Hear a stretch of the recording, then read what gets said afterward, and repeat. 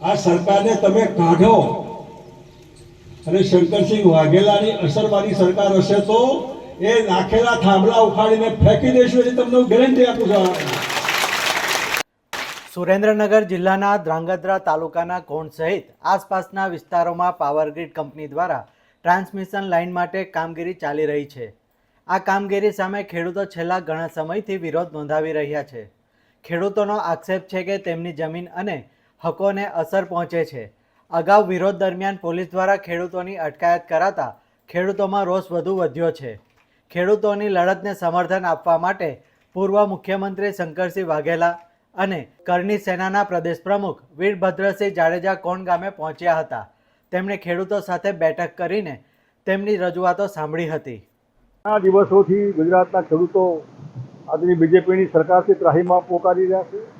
રેકોર્ડના આગેવાનો ખેડૂતો જેમાં એમના ખેતરોમાં વગર પરવાનગીએ પોલીસના ધાડા આવીને થાંભલા નાખવાનું કામ કરે, બિન ઉત્પાદક રીતે ઓલી જમીનના માલિક જે હોય એવો વ્યવહાર કરે, એના અનુસંધાનમાં આગેવાનોનો આગ્રહ હતો કે અમારી વાત સાંભળવા આવો તો સારું.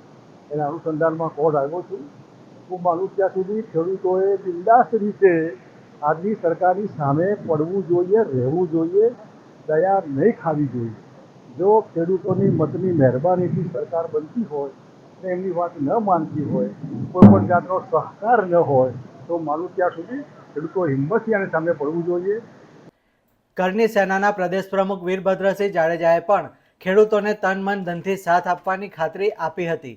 તેમણે જણાવ્યું કે ખેડૂતો એકજૂથ રહી પોતાના અધિકારો માટે કાયદાકીય લડત લડે અને જો સરકાર યોગ્ય નિર્ણય નહીં લે તો વધુ ઉગ્ર આંદોલનનો માર્ગ અપનાવવામાં આવશે.